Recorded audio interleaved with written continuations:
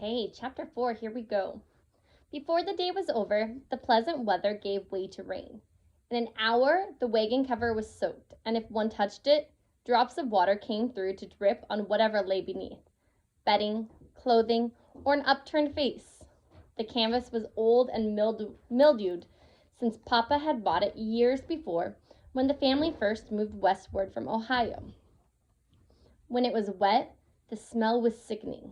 The constant jolting of the springless wagon added to the misery. Catherine was first to be sick to her stomach, but soon all her sisters and then Mama became ill, groaning at each lurch and sway. Papa, sitting out in the fresh air, guessed they'd eaten too much breakfast. Mama said riding in the wagon was as bad as a ship. They were seasick. Papa was so eager to catch up with the rest of the wagon train that he kept going until late at night. Then camped in the road. At the first sign of daylight, they started on again. In a few days of hard driving, they reached the place where the roads from Independence and Liberty joined the St. Joseph Trail. Here all the wagons had stopped, and the men were holding meetings to organize for the long trip ahead. Altogether, this year of 1844, more than 1,400 men, women, and children had come together in 250 wagons with several thousand cattle. Obviously, they could not all travel as a unit. Someone suggested they should divide into companies like an army. This seemed like a good idea. They elected a general and 4 captains and drew lots to divide the rest. The Sagers were assigned to the company headed by Captain William Shaw. He and his wife had 5 boys and 1 girl and took an interest in all the families in their company. The captain soon knew everyone's name, and Miss Shaw had become Aunt Sally to all the children. Once the train was underway, the men drilled in military style every evening and took turns standing guard through the night. A young man who had brought his drum sounded the calls for duty. Even the children took to drilling. It was all fun and exciting for a week or two. Then, since nothing happened, the men stopped drilling and even neglected to set guards.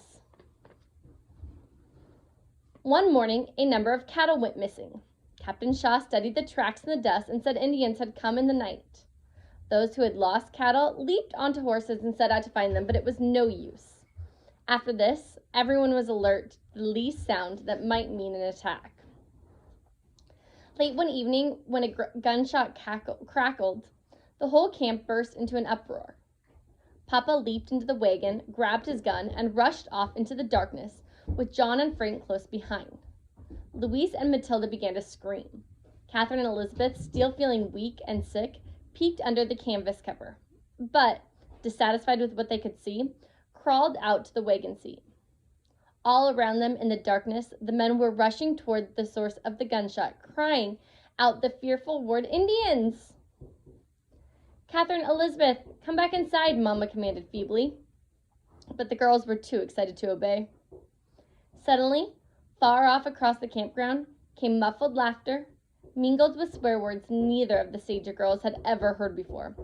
Pop appeared out of the darkness, grumbling and laughing at the same time. "Everyone is mad," he told Mama. A fellow and his girl decided to enjoy a little stroll, and a guard mistook them for Indians. Luckily, he was so nervous he missed them, or we'd have a funeral on our hands. The next morning, the captain called a meeting and laid down strict rules about moving around camp after the drum called out the night guards. One day, Mrs. Shaw came to see Mama. When she learned of the persistent seasickness, she said to Catherine, "You girls must get out and walk in the fresh air, rain or sunshine. You will soon feel better. Come on, I'll help you out." Catherine did not want to move, but Mama motioned her to go. She crawled to the back of the wagon, and Aunt Sally helped her to the ground. Elizabeth followed. Holding hands, they tottered along the road, and before long, they really did begin to feel better. The next day, they took Matilda and Louise with them. Only Mama said she could not walk. She lay on her feather bed almost all the time. The weather turned fine again. Everyone said hopefully now the rains must be over. They settled down to an orderly routine. They broke camp early, after a hearty breakfast, stopped for a cold lunch and a rest at noon, then resumed the march until later afternoon. Some days they made 20 miles. Other days, no more than 10, depending on the condition of the road and the number of the people who were injured or became ill, far too many of both. In the Shaw Company, 2 persons died of camp fever, a strange illness, something like typhoid and pneumonia combined. At each death, the whole wagon train stopped while a grave was dug and a brief funeral service held.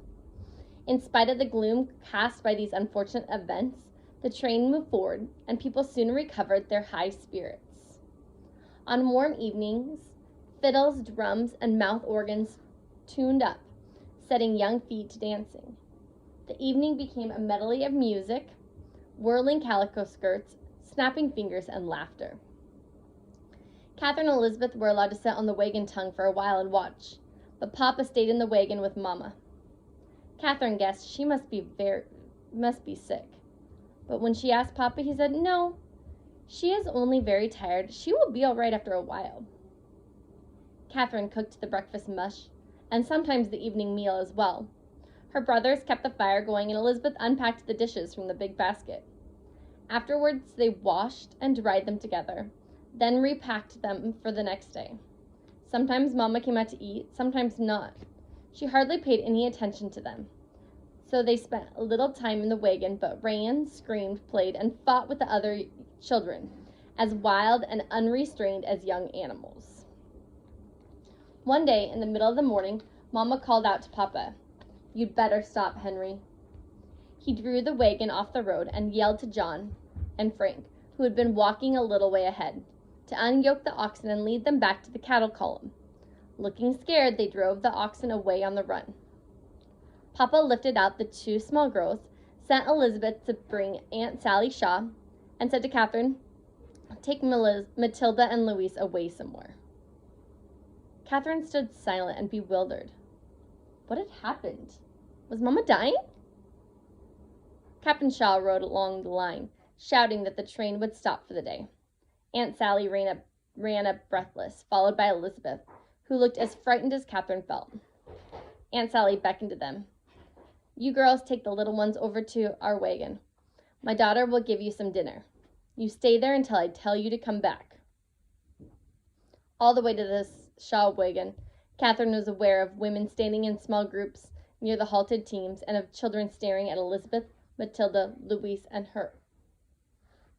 What was wrong? Did Elizabeth know?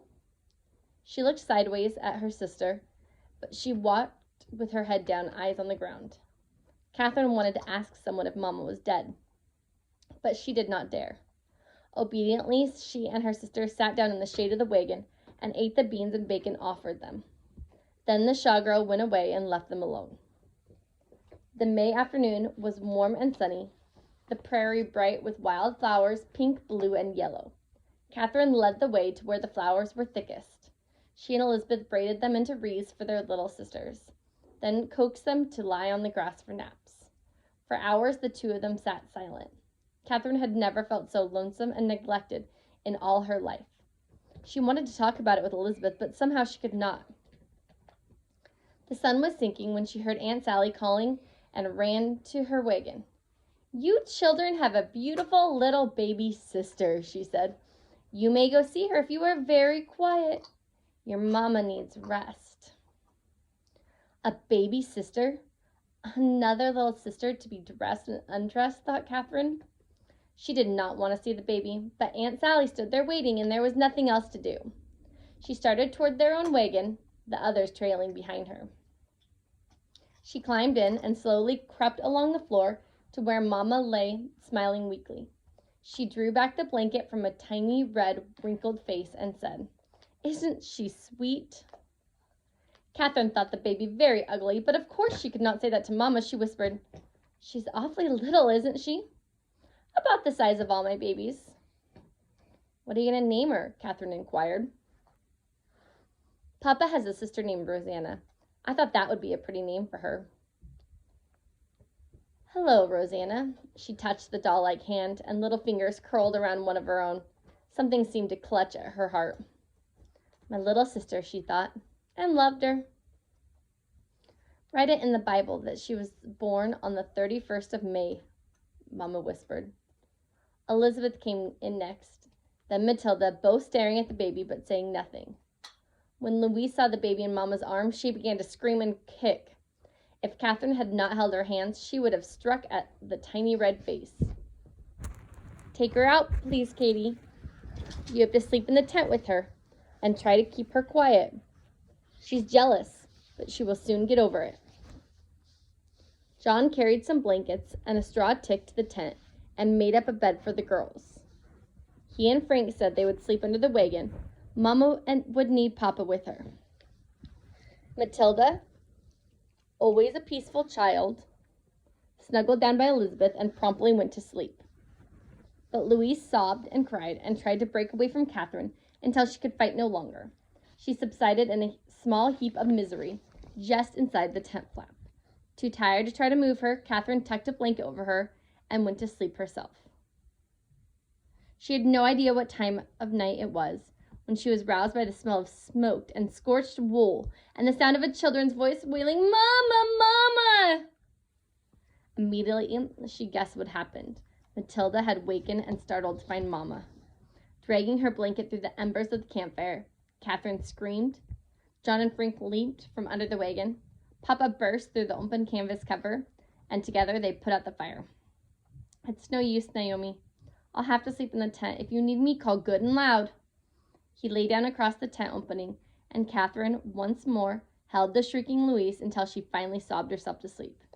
Days passed before she would look at the baby without trying to strike her.